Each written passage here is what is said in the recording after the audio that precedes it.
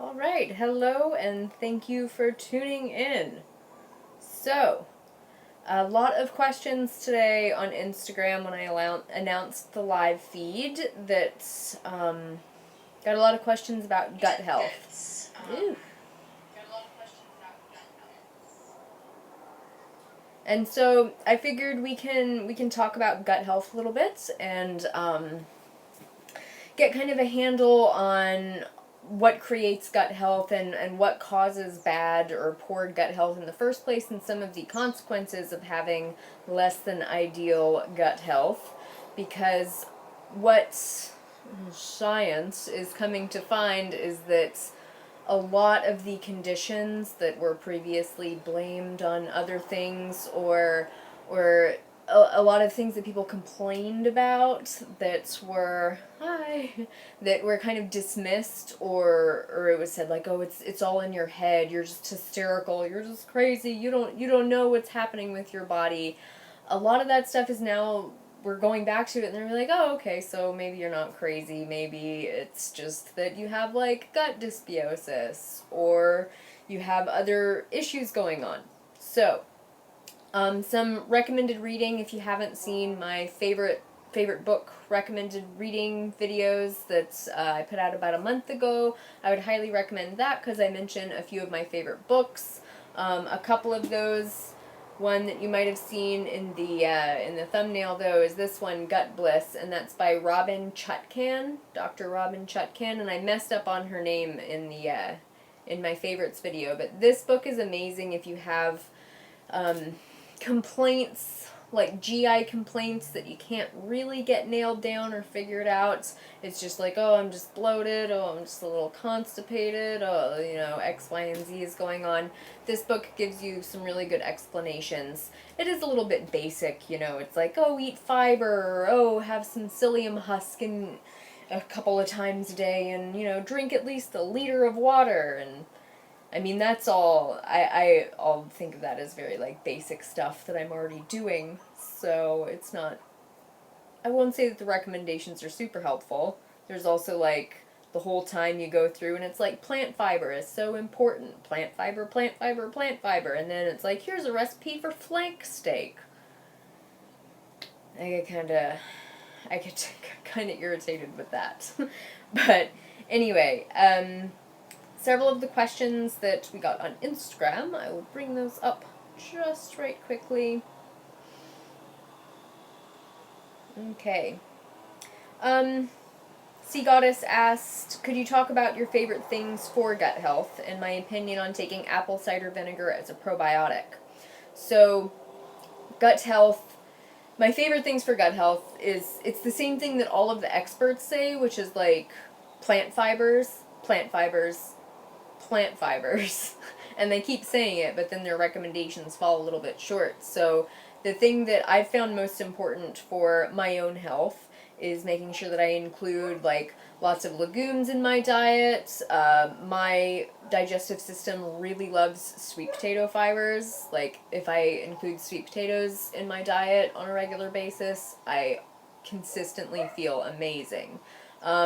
I know a lot of people recommend whole grains, but as I've said before, like, whole grains don't work super well for me, but it's like one of the best foods that Levi loves eating is brown rice because it helps his digestion stay super regular. So everybody's kind of different as far as that goes. It won't be the exact same things for everyone. There are other types of kind of like the classical prebiotics. Hi. Are things like inulin and other plant fibers. Those are found in specific foods that people don't generally eat a ton of, like leeks and onions and asparagus and like Jerusalem artichokes. Foods that I don't think of as staple foods. Like, I'm not going to sit down and eat 2 pounds of asparagus. What? In my opinion, it's just as important to include foods like, whole grains, lots of legumes, and things like starchy whole plant foods like potatoes, white potatoes and sweet potatoes, pumpkin, what are the other ones? I've drawn a blank, but you guys get the picture. So plant fibers are number one, and lots of greens, lots of roughage. You need soluble and insoluble fiber, and both of those types of fiber are found in whole plant foods. So soluble fiber dissolves in water, so it's capable of absorbing a lot of bulk. That helps things go through your digestive system. That helps your intestines have nice bulky mass to hold on to and push through with the peristalsis. The insoluble fiber also feeds a lot of the gut bacteria, and you have like ideally you have hundreds of species of gut bacteria, all of them like specific little things. Some of them feed off of each other or each other's waste products. It's a beautiful ecosystem in your gut. The insoluble fiber is more of like the roughage type of fiber that people think about. It doesn't break down. It can't dissolve in water. So that is kind of thought of as like the broom that goes through and sweeps everything through. Some people can have some digestive distress if they get too much of the insoluble fiber, because it can actually like scrape the sides of their intestines and cause some irritation. Now that is something that your body can adapt to. So say like the first time you eat kale, it's a horrible experience and it ends up giving you like, hey Christy, it ends up giving you like, explosive digestive distress. If you continued to eat raw kale on a regular basis, your intestines would actually buff up their mucus lining, which is a fine thing. Like, mucus in your intestines is a natural thing. You don't need to get rid of it like some alternative healthcare practitioners would have you believe. Alright, so the mucus lining, it's called the mucin. It can increase when you eat more insoluble fiber. So your body will actually get used to it when you eat more roughage type foods.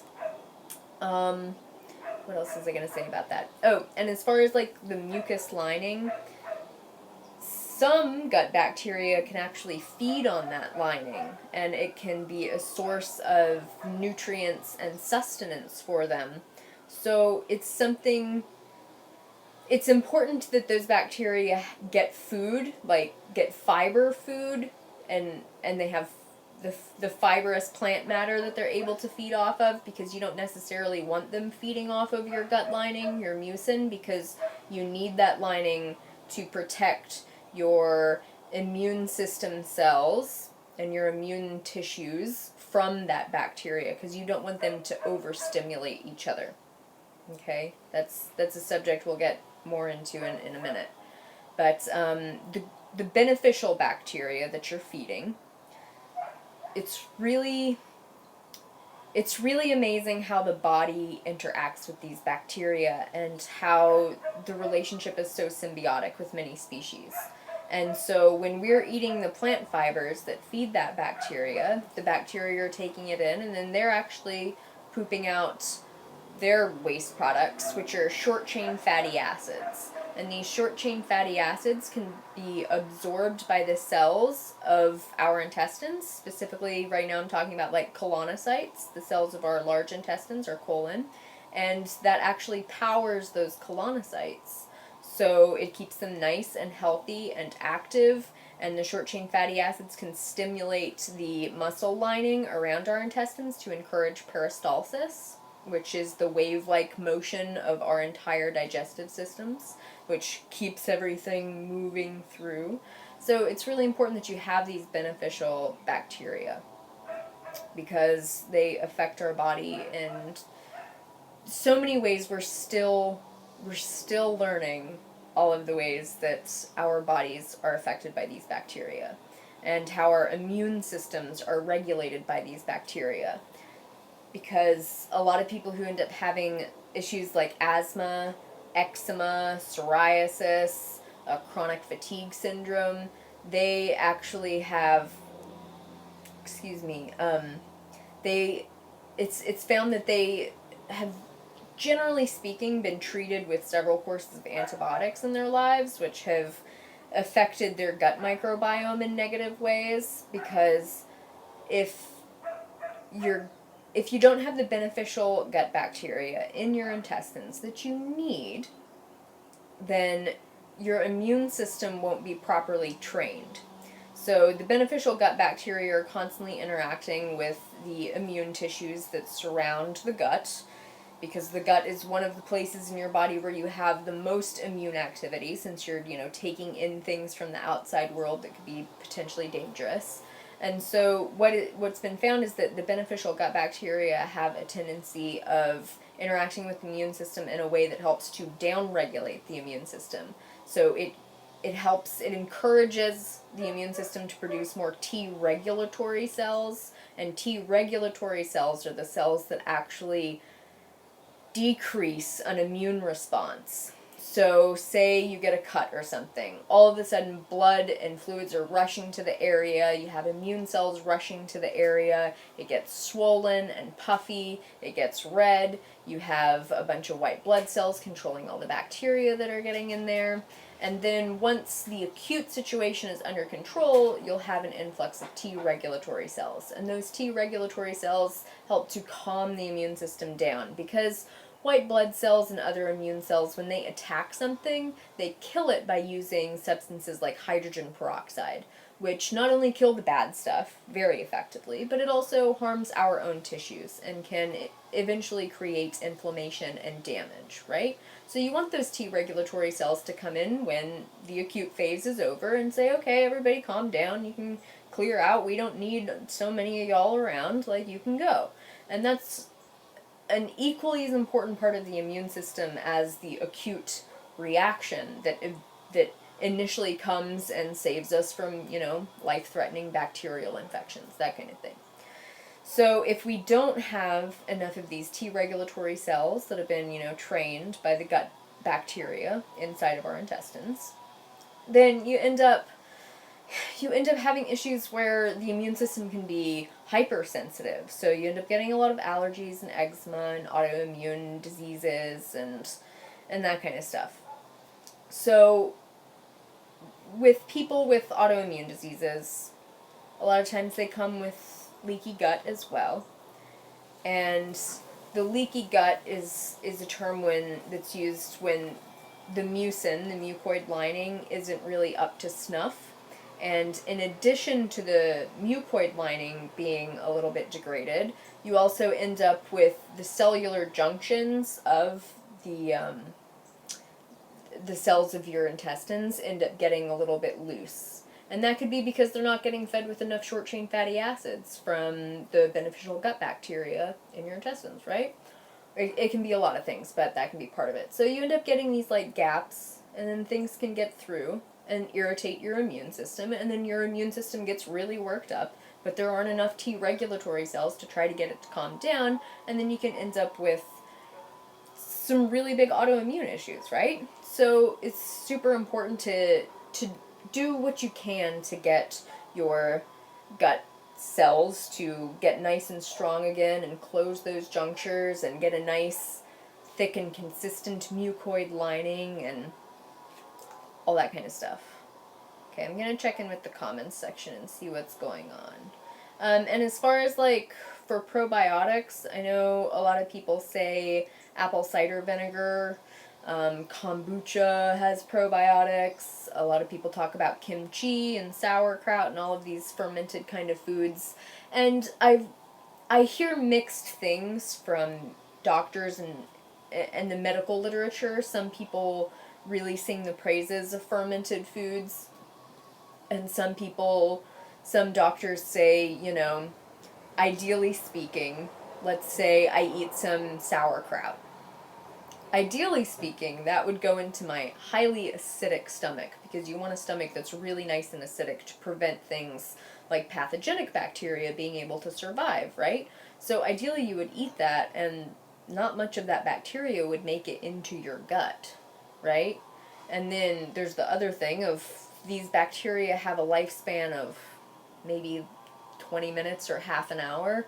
So how many live ones are actually going to make it to your colon or your small intestines is really questionable, okay? I haven't mentioned parasites yet, but we can talk about that later. Sorry. So For probiotics, like, if you really want to supplement with probiotics, I would recommend taking a capsule form. And if you're really suffering with an issue like ulcerative colitis or Crohn's or really severe gut dysbiosis, something like that, I would recommend taking a product like VSL number 3, which you can find on Amazon. It's not a vegan product, it's grown in dairy, but for people with such severe gut health issues, you really need something serious to like jumpstart that. And those, you can get it in like a little powdered sachet, which has like 490 billion gut bacteria cultures in it, right? Now, when you think about it, like every single drop of fluid inside of your colon has about 1 billion bacteria in it. So even if you're taking something that has 490 billion, that's still only like 490 drops of fluid equivalent, which is something. That's fine. But so, you know, apple cider vinegar has a lot of benefits other than its potential probiotic benefits. I'm not going to say that it doesn't contribute any probiotics, because I'm not sure that I know or that anyone knows the full effect that apple cider vinegar has on our gut health, right? But the acetic acid that's found in cider vinegar and all vinegars is proving to be quite effective at things like insulin regulation and aiding with weight loss, especially with the visceral weight loss or the belly fat, you know, that a lot of people have trouble with. So while I don't necessarily think it's a terrible idea to take apple cider vinegar, like some people take it every morning, you know, maybe a tablespoon in some water and drink that, and they find it really helpful, or it helps them lose weight more effectively, or it helps regulate their appetite, or helps their lymphatic system, or helps with mucus drainage, whatever it may be. It has a lot of benefits. I don't really like taking it because I don't like the way it tastes. Really, I'll take it when I'm sick, or if I need like a specific symptomatic thing to be taken care of, and I'm not sure how long-term supplementation with apple cider vinegar could have a positive or a negative effect on our bodies. I know it's very acidic, so you have to worry about like your tooth enamel, but all that, I wouldn't count on it for probiotics, you know? And I wouldn't count on kombucha for probiotics for the same thing, you know? With kombucha, those aren't necessarily bacteria that thrive in your intestines or you want to be thriving in your intestines. Like, those are bacteria. It's a bacteria and yeast, fungus, symbiotic relationship that ferments tea and sugar. Those aren't necessarily human intestinal probiotics. Does that make sense? Things like sauerkraut and kimchi, yeah, sure, they have some probiotics, but they're also so high in salt. And I think that needs to be taken into consideration. Like, that's important, right?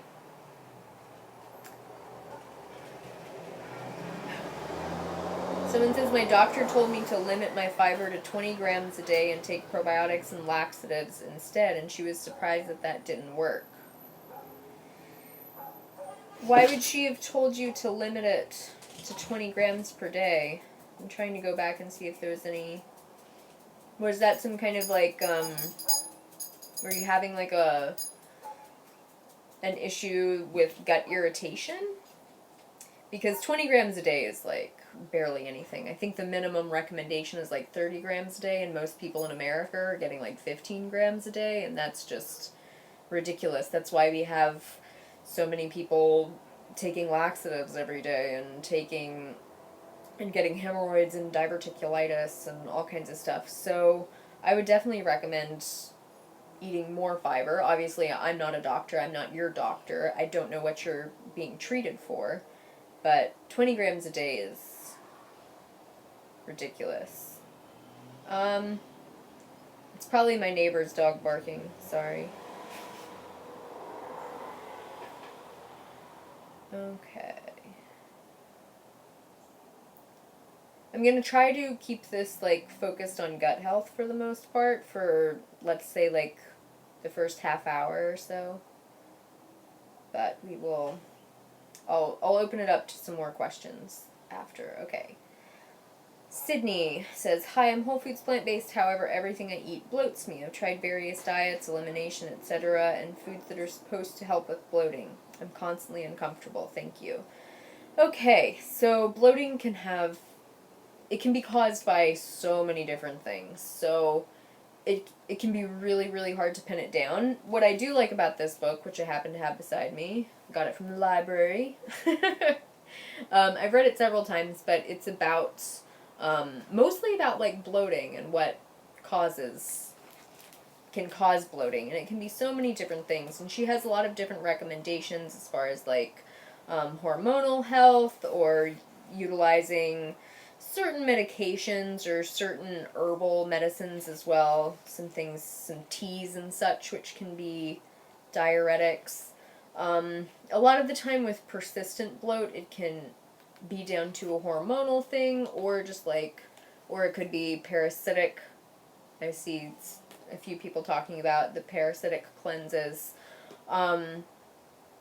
Parasites aren't, I won't say that they're, like, super common, but they're also not especially rare, you know? And it can be really hard to get an accurate diagnosis for the parasites. I have a friend of mine actually right now whose, like, family has some symptoms, and, you know, it's like, well, they did a stool sample and it came back negative, but then their expert gastroenterologist says, like, well, it sounds like hookworms.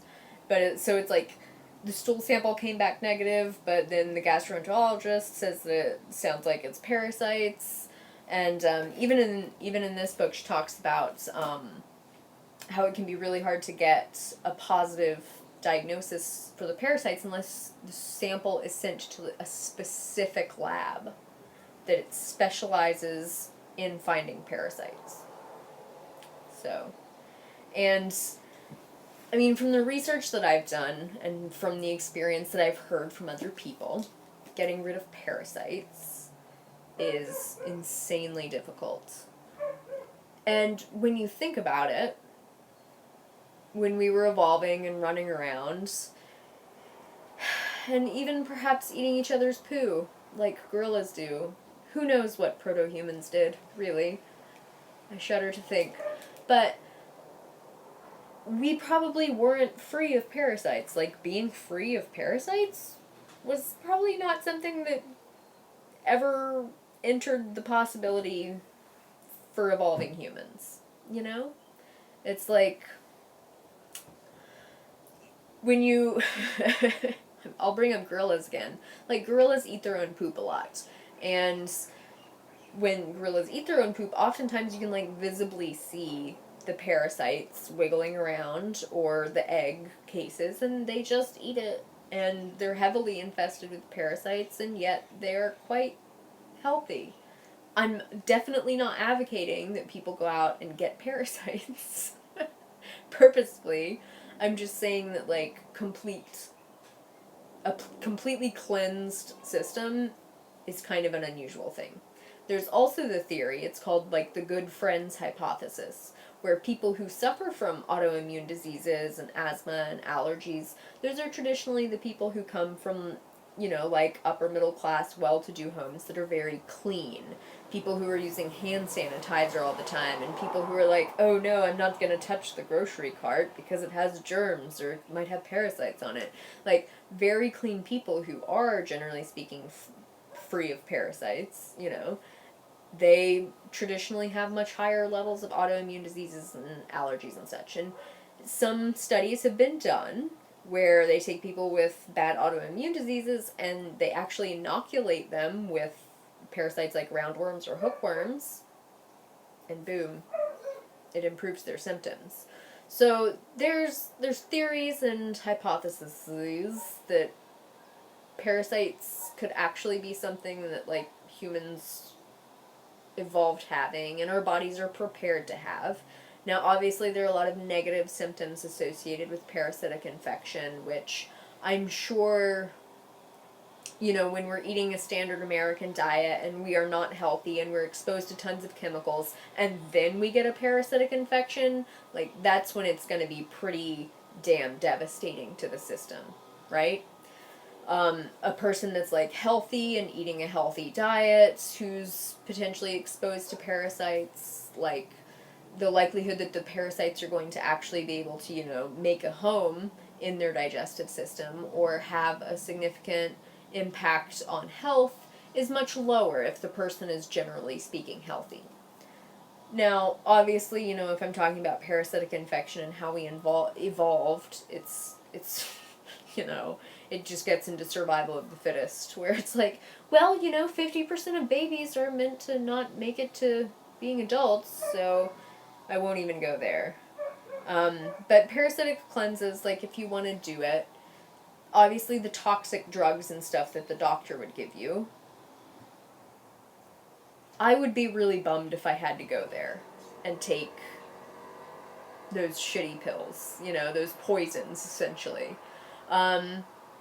I, back in the day when I was, like, paying naturopaths lots of money to make my health worse, they prescribed me on, like, parasitic cleanses so many times without proof that I had parasites. You know, it was stuff like, oh, I'm, you know, chronically constipated from taking antibiotics 18,000 times when I was a child, and, like, I have hypothyroid, so whatever, and they're like, oh, parasites, you should do a parasitic cleanse. Here, take this, like, 18 times a day for 6 weeks, and then we'll have to rest you for 2 weeks, and then another 6 weeks, and then rest you, and then another 6 weeks, and I was just like, who can do this?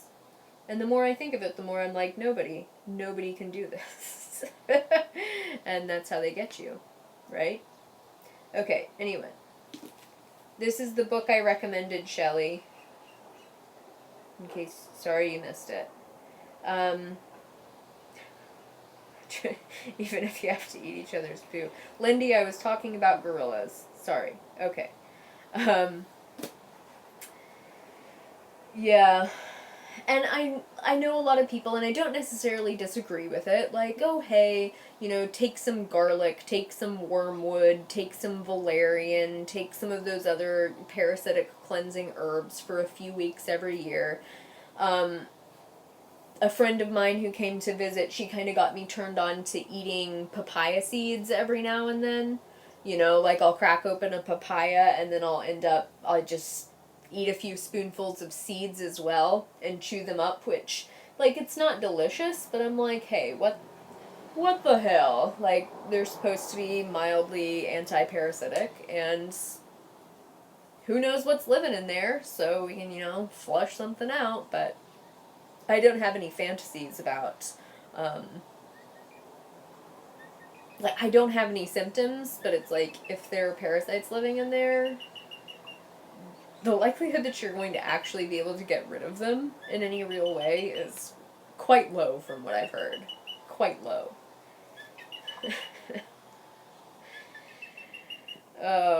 It's just...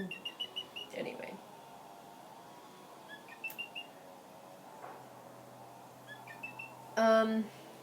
Exotic Parallel says, have you watched Vegetable Police? I have not heard of him.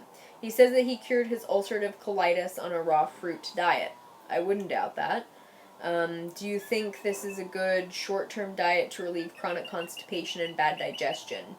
Yeah, I think a high fruit or, like, exclusively fruit diet can be a really good cleanse, especially if you're having a really chronic issue like ulcerative colitis or Crohn's or something like that. I know that not a lot of doctors will totally agree with that, probably because it sounds so extreme. And it does also depend on your symptomology and sensitivities, so this isn't a recommendation that could go, like, across the board. If you have ulcerative colitis, do this. But I'll have to check him out, Vegetable Police. But I think that it would be a great short-term alternative if you can find certain fruits that really agree with your system and, like, keep you regular and have you feeling really good. Then, yeah, I would definitely think that some sort of cleanse like that could be a good idea. For people with chronic issues, chronic health issues like that, raw food cleanses or, fruit cleanses or stuff like that can be really good for you. I tend to get hesitant about the cleanses when it comes to people with the past of eating disorders, where they can kind of use that as an excuse to get really restrictive with themselves. But at the same time, like, if you're doing a fruit cleanse or something like that, if you want to include cooked food, like cooked sweet potatoes or something, it's probably the least worrisome food in my opinion, then I don't see a reason to not include foods like that as well. I know that when I was on all raw fruits and vegetables, like, my digestion was the best it's ever been. And, yes, I've heard that papaya is good for healing the gut as well, though I haven't seen, any scientific reasoning behind that. I know that the days when I eat, all papaya meals, my digestion is fantastic. Why did papaya burn my lips when I tried it? It could have been because the papaya is really high in certain enzymes, and if it's like a green papaya, and most papayas are picked when they're green, then they're especially high in those enzymes, and it's like you can take those papaya enzymes and put it on, meat or something, and it'll tenderize the meat. At the health food store where I used to work, we make green papaya salad, and I was peeling all of the papayas, and no one told me to wear gloves, and I've peeled 50 freaking papayas, and I'm just covered in papaya sap, and then my hands just start burning like crazy, and I was like, oh my god, I'm being digested. So that could have been why. It also could be that you might have an allergy or sensitivity to papaya.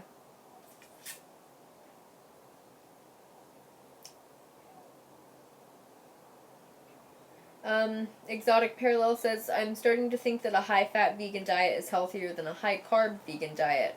He says his acne goes away and his skin gets amazing and he sleeps better. My thoughts. My thoughts are that people are different. I have met people who really thrive on higher-fat vegan diets.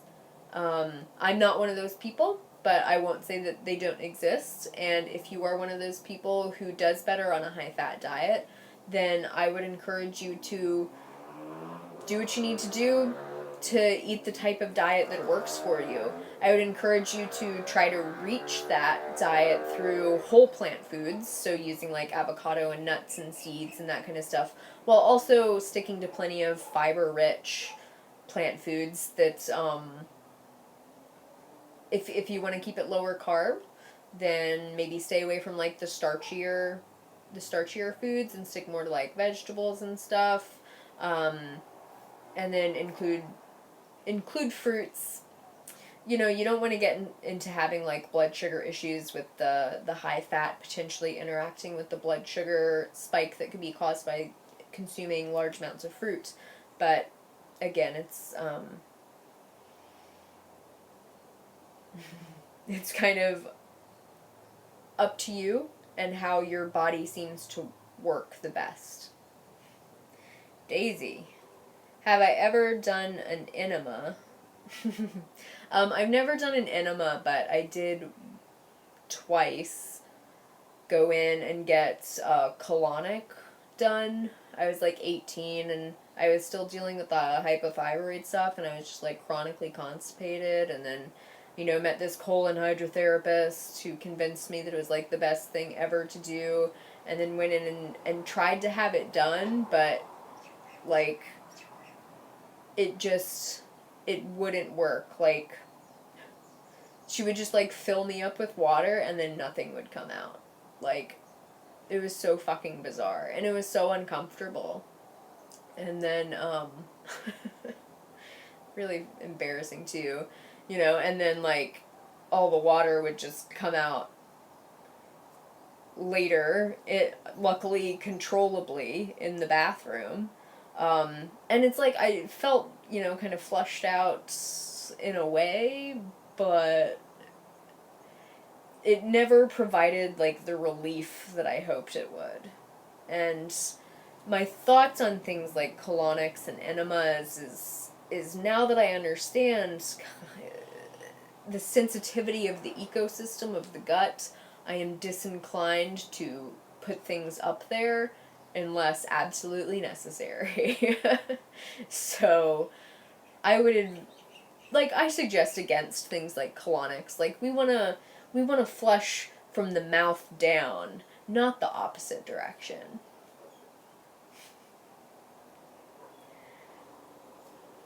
Okay.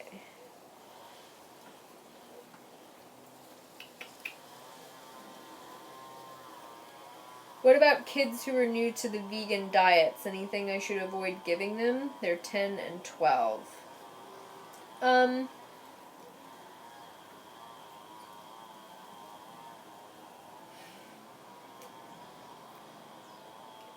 for kids, I would recommend, like, picking up a copy of the book Becoming Vegan, the comprehensive edition. Where is it?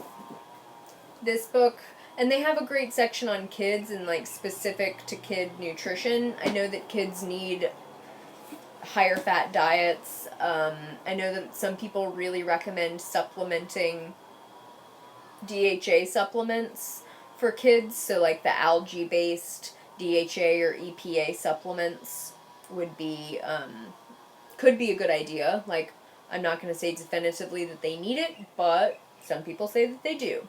And those people are not idiots, so I would be inclined to trust them. Like, I don't have kids, and Levi's kids, their diet isn't fully my responsibility, nor is it fully under my control. So I just do the best I can with them. But things that you should avoid giving them, I would say, like, you don't want to push them too hard too fast. So I would stay away from, raw kale salads with apple cider vinegar dressing. Like, that, I say that, and yet I feed that to my to my boyfriend's youngest daughter, and she, like, loves it. And I was like, you you won't eat tomatoes, but you'll eat raw kale with apple cider vinegar on it, and you love it? Like, what? So I would say just, like, go slow with your kids and work with them and make sure that they know that you support them in finding foods that they love, and that you won't necessarily force them to eat stuff that they don't love. But it is important to get a wide variety of foods, and, you can just tell them that I have an expectation that you'll give things a try. And we'll see how it goes after that.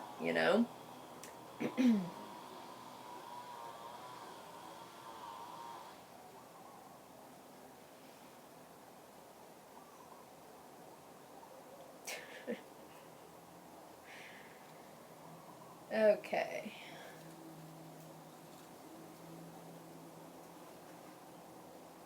Having really bad stomach pains.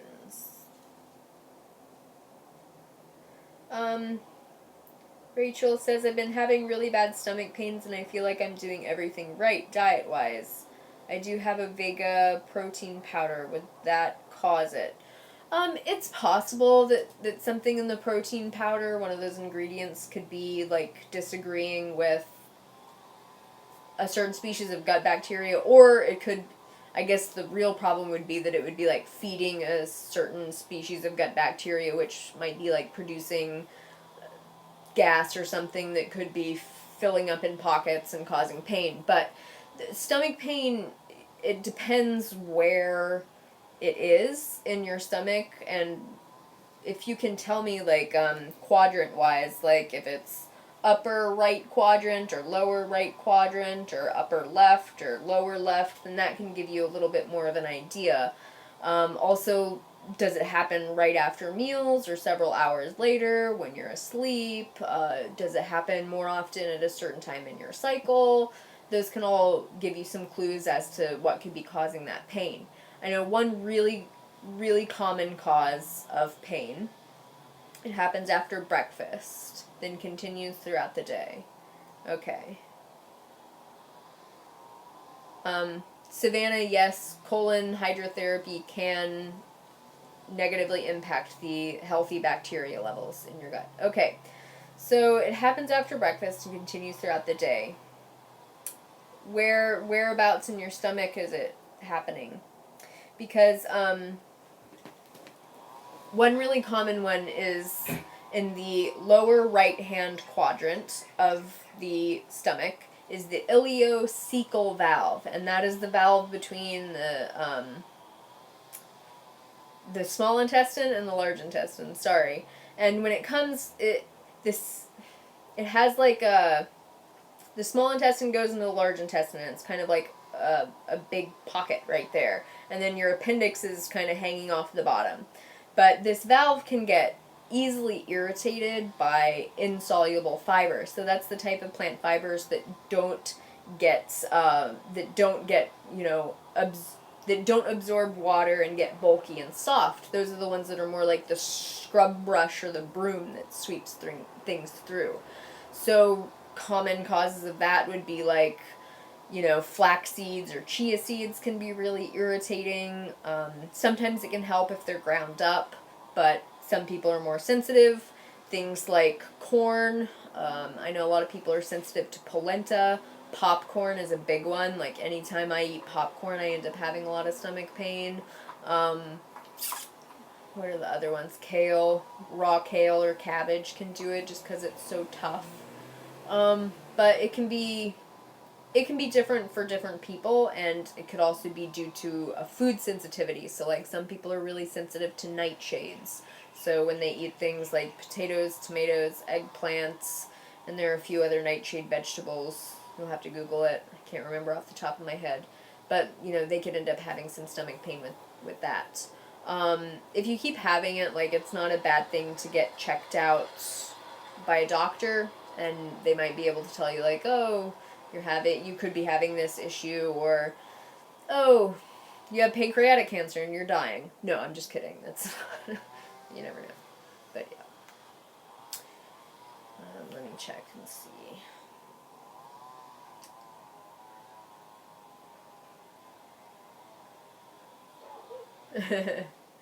That's a good question. Exotic Parallel says, can you answer me this about acne? If acne is associated with diet, then why do a lot of people with failing kidneys and livers or very sick people not get acne? It must be some reason. Yeah, that always really frustrated me because I'd look at all of these people who were like so unhealthy, and here I am, subsisting on whole plant foods. And I'm like, you eat like shit and you have great skin. Like, how is this fair? I can't give you any like definitive answer, but I think that everybody has kind of like a genetic weak link, so to speak. And I think that some people, their weak link is very much with their skin. So me in particular, I'll use myself as an example. Like, I suffered from the adrenal fatigue and such, and people with adrenal fatigue generally speaking are associated with having lower liver enzyme detoxification functions, right? And so my skin tends to pick up the detox slack. There's also the fact that my dad and my mom were also carriers of staph, so when I was born, my entire body was inoculated with Staphylococcus aureus. I've never said that out loud. So I ended up, I was born with staph, and that made me more prone to getting acne breakouts that are associated with staph, right? There can be all sorts of different things that that cause you to have that specific weak link that shows up in your acne. Other people just don't have it. Other people, their weak link is just their kidneys go, And I would actually prefer to have my weak link in my skin and have it very obvious when I'm doing something that's bad for me or doing something that isn't working for my body than have something that creeps up on me. That's why I always say that I'm actually really thankful for my acne, because it inspired me to get healthier. And I think that it has actually saved my life in many ways, because if I hadn't been motivated by my vanity, I don't think I would have gotten as far as I did. Okay. Yeah, so Rochelle, I assume it's pronounced Rochelle. Correct me if I'm wrong. She says, I eat a lot of whole plant foods like oats, fruits, sweet potato, quinoa, beans, etc. Um, so, some of those foods can be irritating, like quinoa is quite small. It could get, stuck inside that valve or something. But it's hard to say exactly what it could be. Try to find, okay. And the pain that she's feeling is in the lower abdomen. So it could be, I don't know if you have like a history of, like chronic constipation or anything like that. I know when I was growing up, like I was in constant abdominal pain. My mom would take me to the doctor and be like, I think her appendix is hot. And they'd be like, no, her appendix is fine. The chia seeds might be an irritant as well. It might work better if you grind the chia seeds, but I'm not sure. I can't say definitively. But I had a history where it's like, it was always really difficult for me to use the bathroom, and it's like, my stomach always felt so full and bloated all the time. And it wasn't until I started like eating more fiber that actually cleared up to a large extent. But there's I think in a certain way, like, it's just my predisposition to have slow digestive transit time, slow colon, whatever. But there's also like, I think there was probably some damage that was done when I was younger. And this book again, Gut Bliss, she talks a lot about different anatomical issues that people can have with stomach pains, with their colons. Women in particular apparently have a longer colon than men because we need to be more efficient at reabsorbing water from our wastes during pregnancy. So we actually have a longer colon, and that's usually at the end of the colon, and it ends up, because not only is it a little bit longer, but we also have like a uterus and ovaries and all kinds of things that we have to cram down in the same space. We end up having a much tighter angles, and our colon goes further down into the pelvis than it does in men. So we're more prone to constipation and issues with elimination, and we're more prone to the pain that comes along with objects and poo trying to get through those curves. There are even some women that apparently their colons go in a loop before it goes out, and it's just like, that makes life a lot more difficult. Okay. Hold on 1 second. My neighbor is weed whacking, so I'm going to close my windows. Hold on.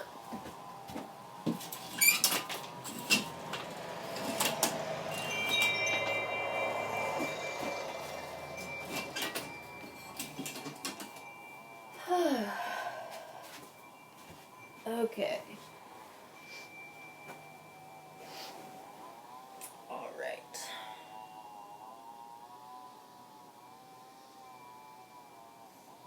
Oh yeah, and someone earlier, they asked about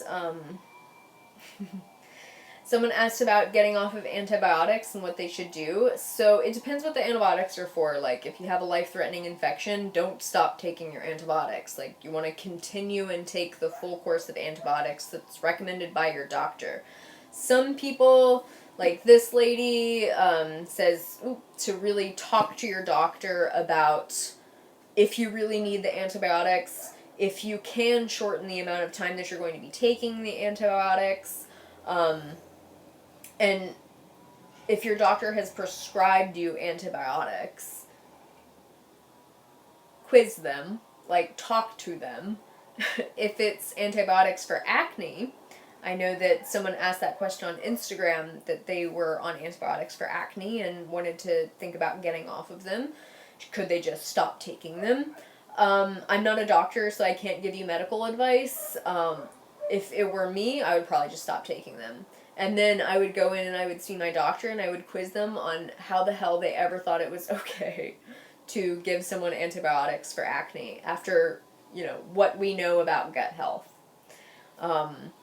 Because people who take antibiotics, especially long-term antibiotics for things like acne, are at a very much higher risk than the average person for developing things like ulcerative colitis and autoimmune diseases and Crohn's disease.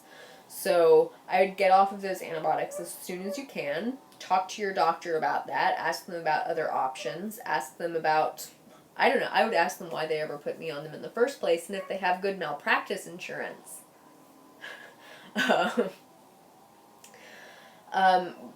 Apparently, I've heard different recommendations. Some people say that you should supplement with probiotics while you're still taking the antibiotics. Some people say you should wait until the end to take the probiotics.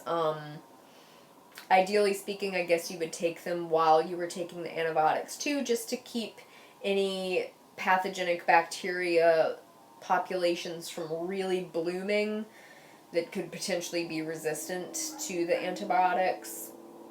So definitely get on probiotics as soon as you get off the antibiotics. If you can afford something like the really high strength, potency, prescription strength antibiotics, and talk to your doctor, see if they would be willing to prescribe you those.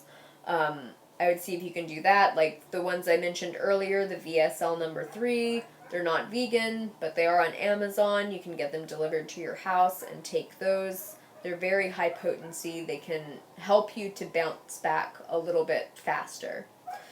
Other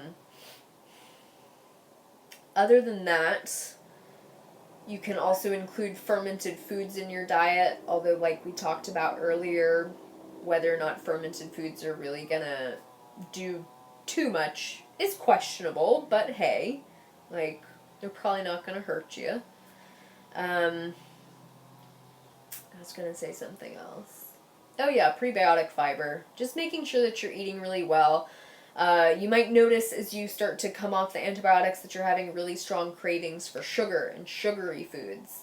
That could be because as the beneficial bacteria in your gut, as their populations went down, the populations of yeasts and such can go up because they kind of fill that void. So you can end up with some yeast overgrowth, some mild candida type symptoms, and that will really trigger refined sugar cravings.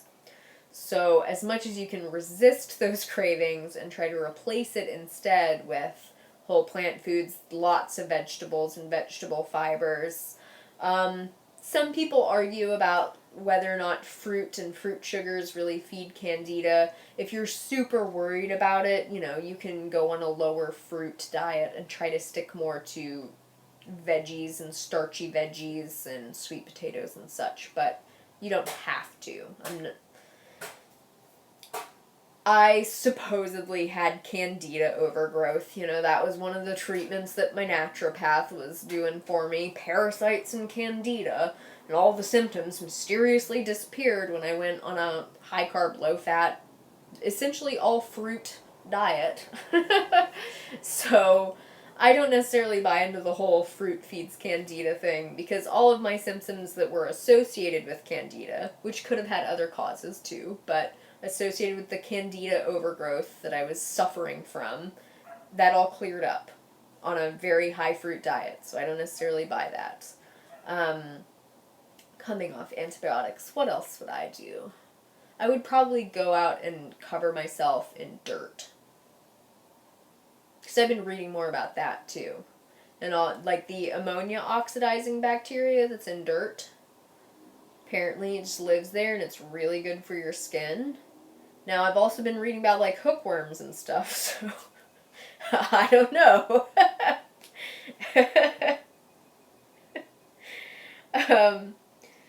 But yeah, rubbing yourself in dirt. I'm not going to rule it out. Shelley, I'm not exactly recommending covering yourself in dirt. I'm being a little bit hyperbolic about that. But, I was about to say, yeah. Thank you. I do have to say, like, gut health really, really gets me jonesed. I don't know. I know, Shelly, like, I get enticed sometimes, like, maybe I should just go outside and eat some soil. But it's interesting, too, because the bacterial and microbial and yeast symbiotic relationships that go on with the plants too is really interesting. And I've been getting more and more into that, and the more I get into the Korean natural farming and stuff, the easier it is to garden because it's like I don't have to weed and I don't have to like pull away all of the dead leaves. I'm just like, no, just leave them at the bottom and the microbes will eat it. And as we've let the plants like naturally build up, their dead leaves fall and it naturally builds up, like they're just exploding and they're so healthy, and like we don't have to fertilize them anymore and we don't have to spread compost all the time to try to take care of them. They just do it themselves. It's so amazing. Okay. Would I consider my acne cured? That's a good question, and no, I would not. Um,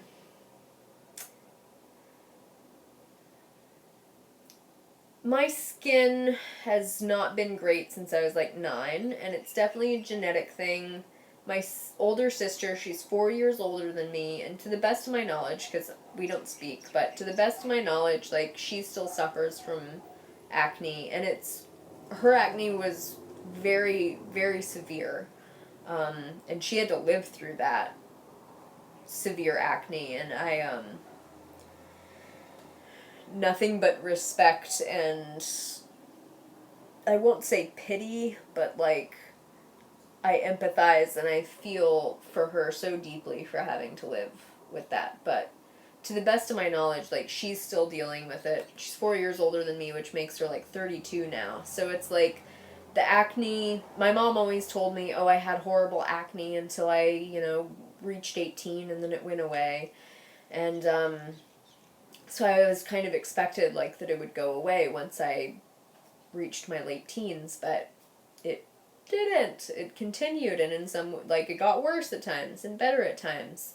Um, but I wouldn't say that my acne is cured. There have definitely been spans of time, like 6-month periods of time where my acne has essentially just totally gone away and I've had clear skin, but then there will be something that kind of makes it flare up. And last year I consumed a lot of gluten, which I talked about in another video, but consumed a bunch of gluten all at once just to like see if I could. Felt fine at first, but then within a couple weeks ended up getting really severe breakouts along my jawline. And that has gotten better and worse and better and worse, and it's like it's still there. You can probably see some spots under there, and now I have some scars under there that I'll have to deal with. But I have noticed that like if I eat more fat, it does tend to get worse. If I keep my fat low, it gets better. More raw foods seem to help. And it's around my lymph nodes, and I don't think that that's a coincidence at all. And what I've noticed in the past is that this acne will totally go away if I go in the sauna regularly at the gym. Yes, I would recommend trying eliminating gluten and seeing if it does help your acne. I know it helps mine a lot. But going into the sauna and really sweating and like massaging I go behind my ear and I bring it down and kind of pump the lymphatic system here to open it up and try to do that. So I actually joined the gym again on Monday specifically so I could go to the sauna. So I'm going to try to just get this cleared up once and for all, because it's like it gets better and the turmeric helps and the good diet helps, but I think really it comes down to the sluggish lymphatic system that I've always been dealing with, and probably the slower liver detoxification pathways that I've noticed is a problem for me. Like I clean my shower and do most of my cleaning with vinegar now, just like plain white vinegar, but in the past when I used the horrible sprays and stuff just because it was what was around, or it was what my roommates used, or whatever. Like, if ever I was exposed to that, I would immediately get sick afterwards with, like a cold or something. And I think that my body's ability to deal with external toxins is just much lower than perhaps other people's abilities to do that, to deal with that is. So, the sauna usually helps. Hopefully it'll help again this time. I know my skin, feels amazing after I get out of a sauna. And I usually go into a fairly hot sauna. I guess it's, probably 170. And I try to go in there for about 30 minutes total. So I can't always last that long. And I have found that if I go into the sauna for too long, I'll start to get, worked up and get... Oh, do we have a troll? I'll start to get worked up and my adrenals will start firing and it'll be and I'll start getting, feeling really, really icky. So I might go in for 10 minutes or 15 minutes at a time, come out of the sauna, jump into a cold shower, and do some of the contrast therapy as well. It feels amazing. And then, and then get back in the sauna for another 15 minutes and try to just do 30 minutes total and get a really good cleansing sweat going. And then make sure that I'm drinking tons of water during that period of time. Okay.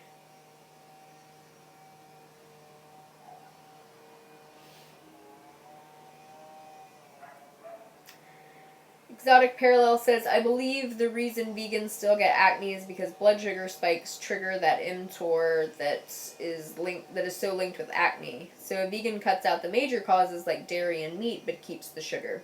Yeah, I would totally agree, especially the processed sugary foods, or the refined flours and stuff. I've always been really sensitive. Like we've said, there are some people who can seemingly eat anything and be fine and have great skin. Levi's one of them. I'm definitely not one of those people, and I definitely think that especially the refined sugars are a big problem. But even even foods like really high sugar foods like dates, sure, it's better than just straight up refined sugar, and sure, dates have some really valuable micronutrients, but they're also 98% sugar, right? Sarah says, does alcohol make acne worse? Alcohol can definitely make acne worse in many ways. Some of the most obvious ones would be alcohol reduces blood flow to the skin. It also stresses the liver. And alcohol affects your hormones in a big way, so you can end up having bigger hormonal fluctuations throughout your cycle, if you're a lady. So, again, I'm really sensitive to alcohol. I can't handle the booze. And I feel like I'm sinking. Ugh. Oh. Sorry, Robin. I just threw Robin on the floor. Okay. I want to say this Valeria, but it could be Valeria? Bustos? I'll say Valeria. She says, is the fat you eat the fat you wear, even if it's healthy sources of fat? It really depends. It can depend how much fat you're consuming. Now, I've been getting a lot of questions from this guy, Exotic Parallel. He says that he feels better on a high-fat vegan diet. I know of many other people who feel great on a high-fat vegan diet, and they prefer a fattier diet. I'm not one of those people for sure, but some people are, and some people can eat higher amounts of fat without gaining weight. Others seem to be more metabolically sensitive. I'm one of those sensitive people. But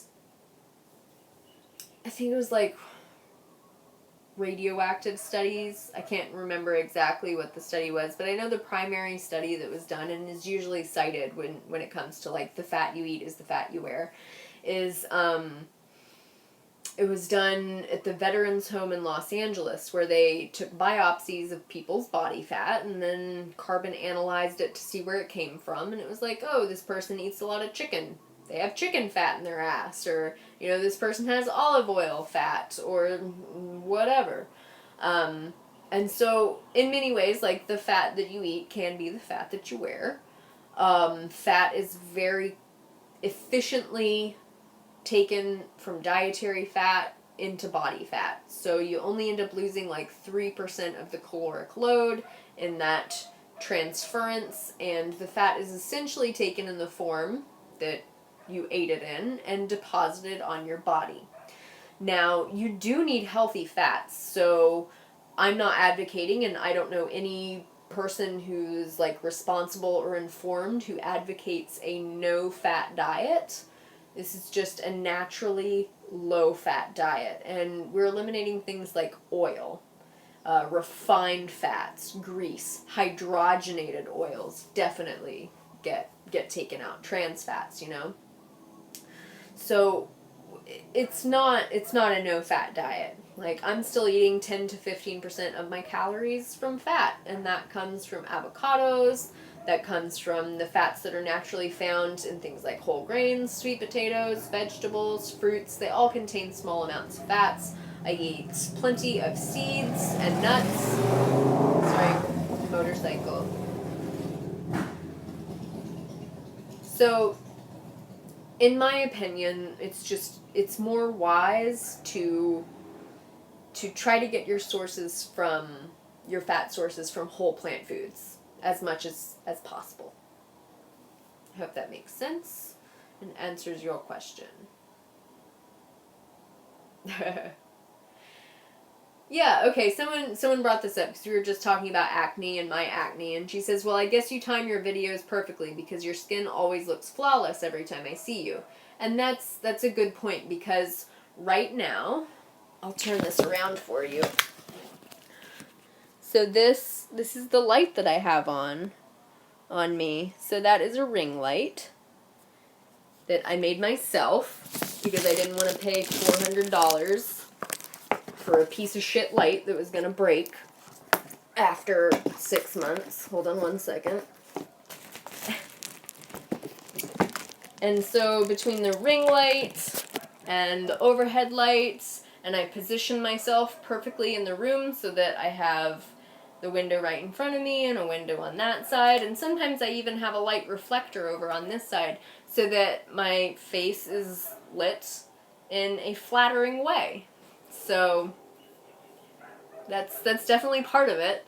I also do, like, I have concealer that I wear sometimes, and sometimes I put a little bit of like translucent powder on, and that helps my skin to look its best, you know. That helps me look video ready, but just keep in mind that with most YouTubers, like, you're getting lighting setups like this, and you're getting a lot of makeup with most people, but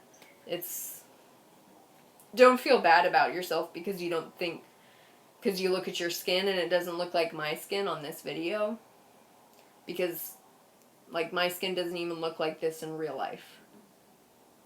Especially when I get really close to it with a 5 times magnification mirror, and then I get slightly suicidal. Okay. Vegan Yolanda, I can't believe you're up in New York either. Sorry, Levi called me.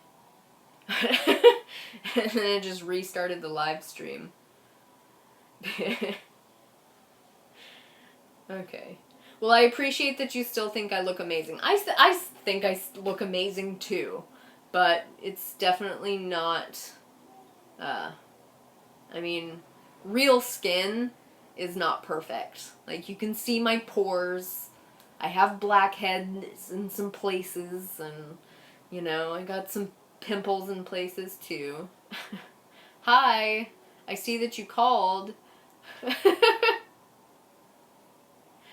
Oh, Daisy. Levi and I are not into polyamory in the slightest. I think we're both very jealous people. I'm defrosting some beans for dinner. So, we can figure it out other than that. Alright. Kat says, I have small skin-colored bumps on my forehead. What kind of acne is that, and what can I do about that? Yeah, I know that affects a lot of people. I'm not sure what the exact name it is for it, but I have heard that, like, manual exfoliation can be quite useful for that. So making sure that those, like, pores get unclogged and kind of scrubbed out and helping to open that up so that whatever's building up in those pores can get out. Some people do have a tendency of having skin that, you know, the dead skin cells shed off faster, or they shed off in an incomplete way. So, like, you know, half the dead skin cell will, like, peel off, and then the other half is still stuck, and then that half ends up getting stuck inside the pore, or clogging the pore up, or getting, like, soaked in skin grease, whatever. And so you can be a lot more prone to getting clogged pores in that way. If you scrub can definitely help. But I'm not sure exactly what the cause is of that. Okay. Sarah says that it's called Millia. Malaya. She says it's hormonal. What do I think about tea tree oil for acne? Well, here's the interesting thing. Okay. So acne as well, since we're talking about gut health and beneficial bacteria, I've been reading more about probiotics for the skin, right? So I was just talking a minute ago about the ammonia oxidizing bacteria that lives in dirt, which is apparently also very good for our skin. So there's this company, it's called Mother Dirt, and they sell this spray. It's a mist. If you go on Amazon or just Google it, like Mother Dirt spray, it'll come up and you'll see that it's this product. It's a probiotic product that you spray on your skin, and then these bacteria get on your skin and, like, they eat dead skin cells, and apparently they oxidize ammonia, and they can be really beneficial for regulating your skin. There are a lot of people who say that there are a lot of people who write reviews and say that, like, it's helped to cure their acne. I thought about getting some. It's $50 for a bottle, and I have trouble paying that. But, you know, you can spray it on your face, you can spray it on your hair. Apparently you don't have to shampoo as much and your hair gets healthier. You can spray it on your underarms and you won't need deodorant. There's all kinds of uses for it, and I have to say I'm kind of inclined to try it. But I also don't know if I want to become one of those people that doesn't shower. So, anyway. But as that relates to the tea tree oil, you know, tea tree is antibacterial, like it'll kill bacteria, so it's kind of like a natural antibiotic. So if you put it on your face to kill bad bacteria, it's also going to disrupt the populations of the good bacteria. And as luck or evolution would have it, a lot of the times the bad bacteria is actually more resilient than the good bacteria. So you can end up, the bad bacteria can become resistant to the tea tree oil just like it can to antibiotics. And then you're putting on the tea tree oil and it ends up only killing off the good bacteria instead of the bad bacteria. So, you know, I have tea tree oil. I use it for especially bad spots if I have one. I tried putting it on around here, and it's like it works for a couple of days and it kind of helps to, like, ease up on how bad it is, but after a couple of days it just becomes it has no effect. you know, it becomes useless and it almost just makes it worse. So I tend to try to shy away from that. Just because I want my skin to balance itself as much as it can. Just like I want my intestines to balance themselves as much as they can. Like, I don't want to be constantly doing weird shit to my insides that it has to deal with. I don't want to be constantly taking supplements. I don't want to constantly be taking, like, cleansing herbs and stuff and just throwing myself more off balance. I don't want to mess with my hormones too much with herbs that mess with hormones because it's all just like swinging the pendulum back and forth, and like I just want to let my body settle in the middle, and I just want to let my skin get settled as much as it can. That's why I don't use soaps and stuff either, because I just want to let it take care of itself. Okay. Whoa. Is it true that foods like kimchi have more probiotics than supplements? Yes, and we kind of talked about this earlier in the podcast, but I'll revisit it because foods like kimchi and sauerkraut and other fermented foods, they, generally speaking, do have higher levels of bacteria. You know, if you take like a spoonful of kimchi, it's like the equivalent of several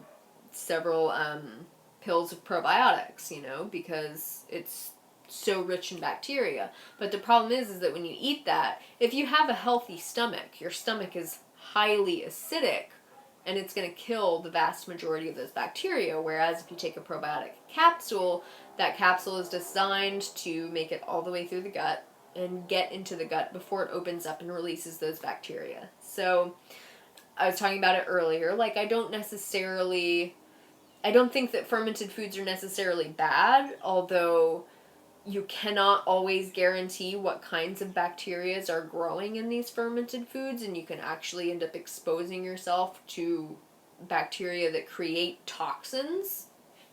And you can be exposed to like high levels of endotoxins, which isn't great. It can actually be a big stress on the body. And there's no guarantee how much of those probiotics make it into your gut. There's also they're also very salty, a lot of them. So things like sauerkraut and kimchi, like, for me to be able to eat kimchi, I have to rinse it underwater. And then at that point, there goes most of the good bacteria. So sad face. It's also like $12 for a jar. Ugh. Will dry brushing help with skin in a weight loss situation, keeping the skin tight? Yeah, it absolutely can. It's, a lot of it depends on genetics. And I'll use this as an opportunity as well to address the fascia blaster, which I've talked about briefly. I've done a bit more research on it and have a more thoroughly formed opinion. But as far as like the dry brushing goes, it can definitely help because it's a hormetic stress, right?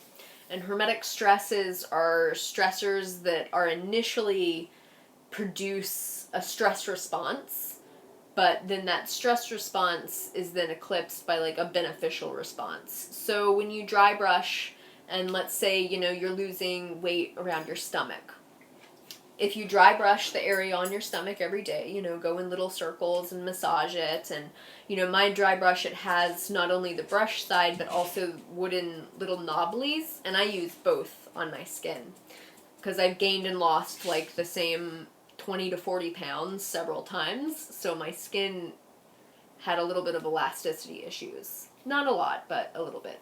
So when you brush the skin, it encourages your skin to produce more collagen and elastin and become more capable of enduring the stresses of change, right? When you're losing weight, you can also, I would highly recommend like getting some nice oils for yourself. Like, it doesn't have to be anything super expensive, but I like a blend of jojoba oil, and then I like a little bit of either tamanu oil, or maybe even some rosehip oil is very healing for the skin. and just add those together. And then I like to put in some essential oils too, just for smell mostly. I really like the orangey essential oils and a little bit of ylang ylang because I've heard that that's good for your skin.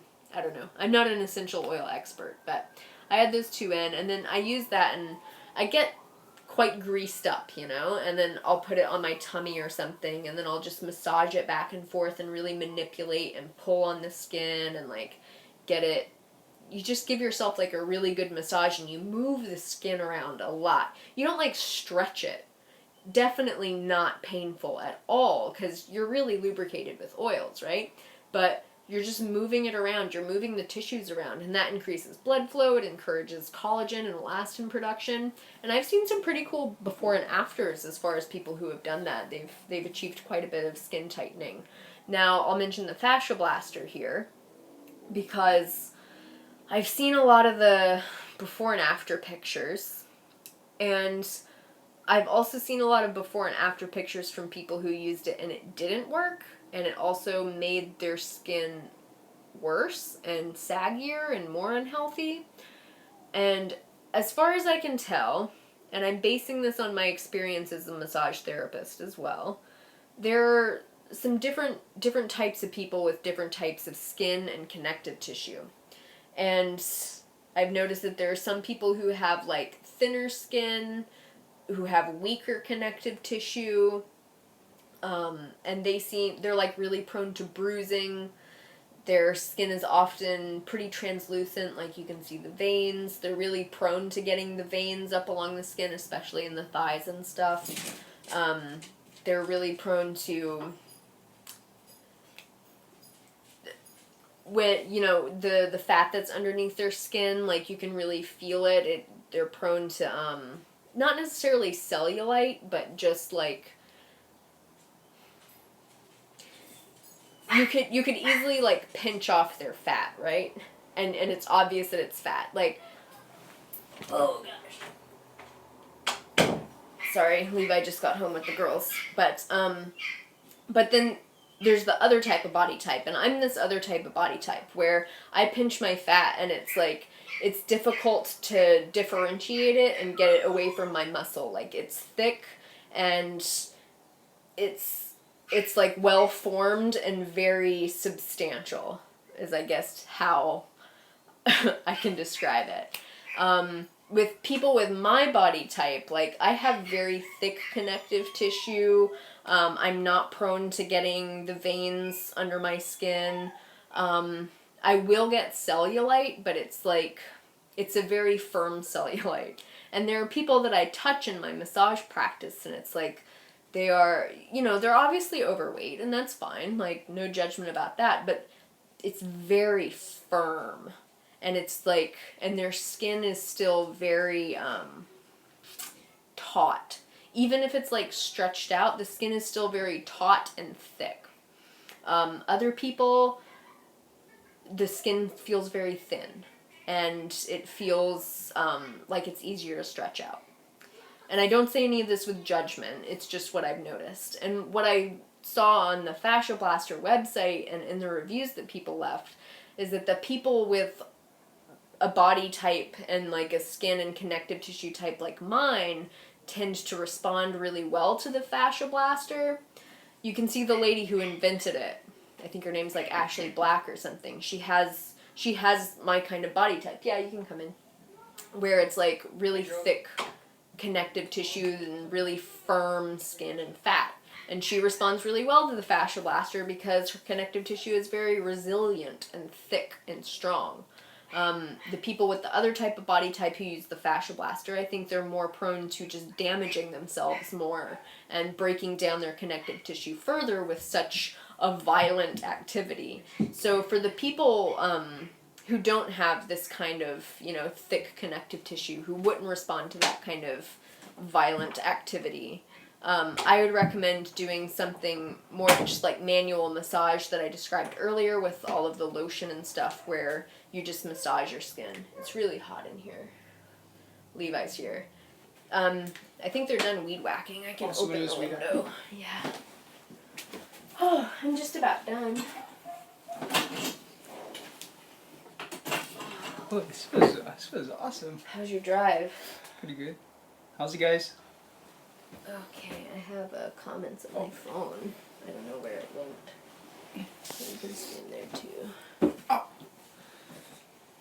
How do I fix high carb healthy meals after I'm super tired and drained? I have frozen food in the freezer, so I have things like beans, and then I'll just cook up a pot of a grain or sweet potatoes or something and throw a tomato at it, and that's how we get by when I'm super tired. Oh, I thought you were gonna get these. Oh, sorry. There we go. What was the question? How I cook when I'm tired. Shush, Petunia. The tattoo healed pretty good. Yeah, it looks good. I was supposed to go and do some touch-ups today, but we ended up doing something else. Yeah. The Rock. Yeah. Oh, excuse me. Okay. I'm trying to go vegan, but I don't know where to start. That's a tough one.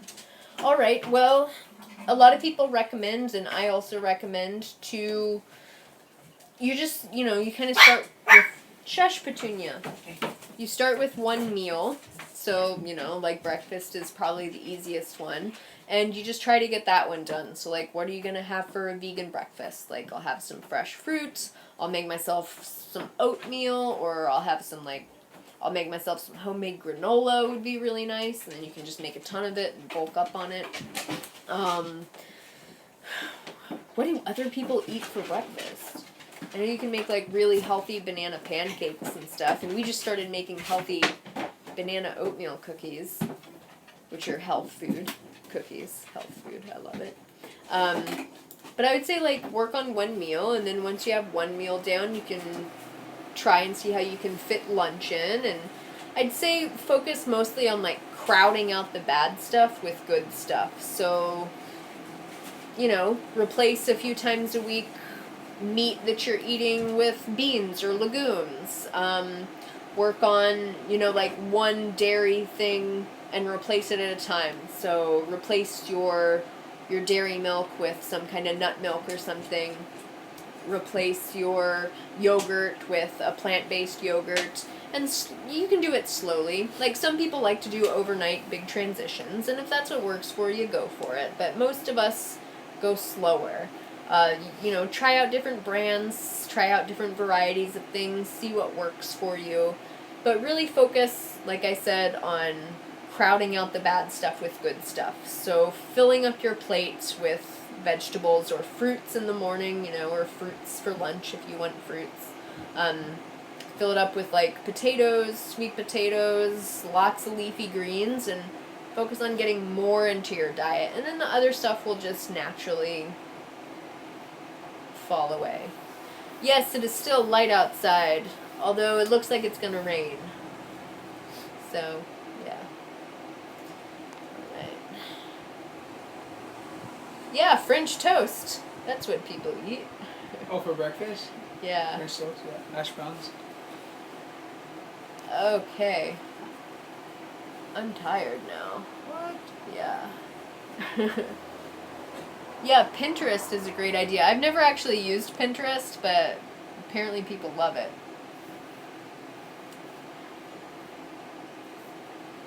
Yeah. Alicia, that's a really common issue that people have when they switch over to more of a plant-based diet, is worrying about the volume of food that they're eating. But you have to keep in mind that there are a lot of differences, nutritionally speaking, with whole plant foods versus, like, processed or very calorie-dense foods that most people eat on a standard Western diet. So when you're eating whole plant foods, not only are you getting, like, the calories, but you're also getting a lot of nutrition. You're getting a lot of fiber and a lot of water in these foods. And those provide a lot of bulk for the digestive system, And the primary sensor that your body uses to tell when you've had enough to eat are volume sensors. So when you eat a large volume of plant foods, even though you might be getting about the same number of calories that you were getting from more calorie-dense foods that you had to be very restrictive about, even though you're getting a lot, it bulks up your stomach to the point where you're like, oh, I'm full, I've had enough, you know? So you don't have to worry so much about restricting. And you want to make sure that you're getting enough, because one of the most common things that people run into on a vegan diet when they're new is that they don't eat enough volume of food, and then they end up getting really hungry, or they end up developing some kind of deficiency that shouldn't happen on a calorically adequate diet. And a lot of the diets out there, you know, the ones that recommend 1,200 or 1,500 calories a day, that's not calorically adequate for an adult at all, you know? In my opinion, like, you need at least 2,000 calories a day, and that's how I lost weight. I was eating over 3,000 calories a day for a long time, and I was still losing weight, and now I still eat at least, like, 2,200 calories a day of whole plant foods, you know? And when you're eating, I know we've talked some today about, like, some people feel better with higher amounts of fat, some people feel better on lower amounts of fat. I found that my metabolism is most active and most efficient. Well, I guess efficient isn't the right word, because efficient means it would gain weight, but my metabolism is most active when I'm eating a low-fat diet. So I would be eating, like, a high-carbohydrate diet. Really gets my metabolism revved up, and I'm able to lose and maintain weight really easily. Okay.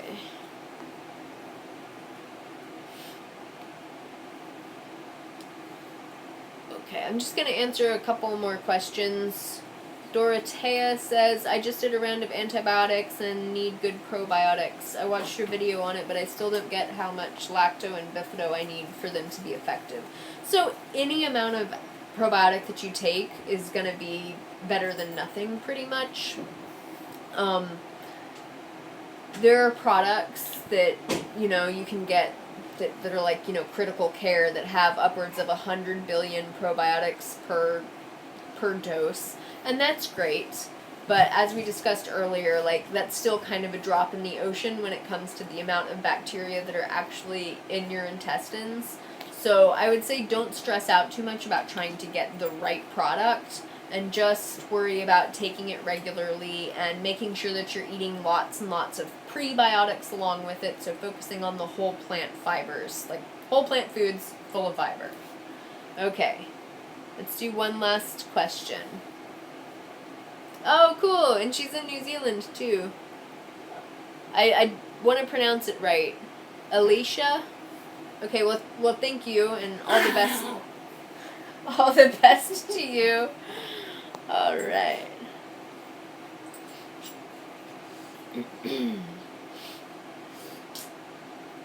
Okay. Yeah, let's finish up. Oh gosh, good questions. Okay.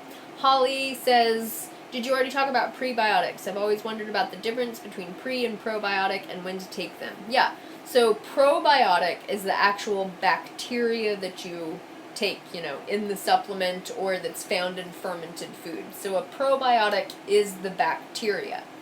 Prebiotics are what probiotics eat. So prebiotics are plant fibers from whole plant foods. So some supplements got fancy and decided, oh hey, we'll sell prebiotics with our probiotics. So all they're doing is concentrating a very small amount of plant fiber and putting it into the capsule with the probiotic, and then charging you more money for it. It's kind of bullshit, in my opinion.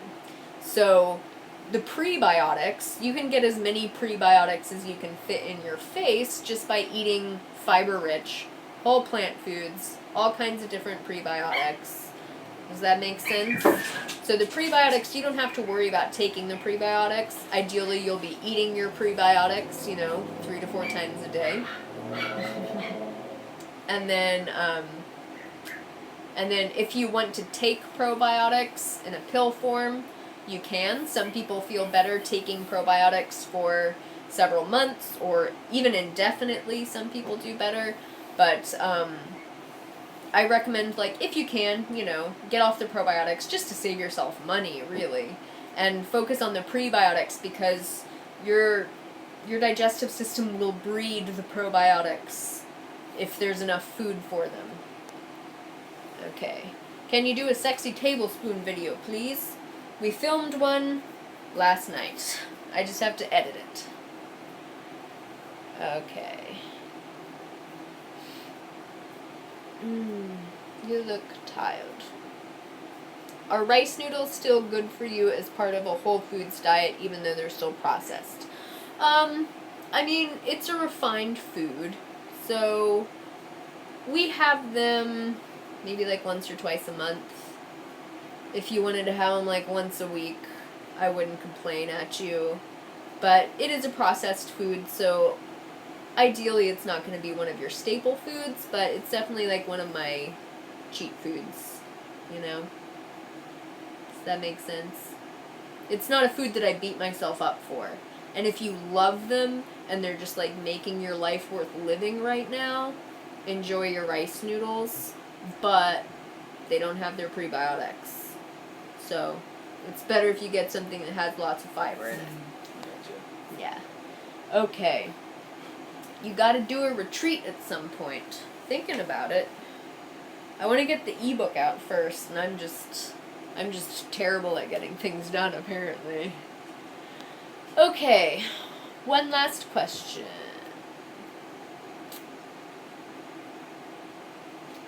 One last question, you guys. Does Levi have any brothers? They all wish. No. No brothers. No brothers. Do I eat mostly raw? It's probably like, I don't know, 50-50.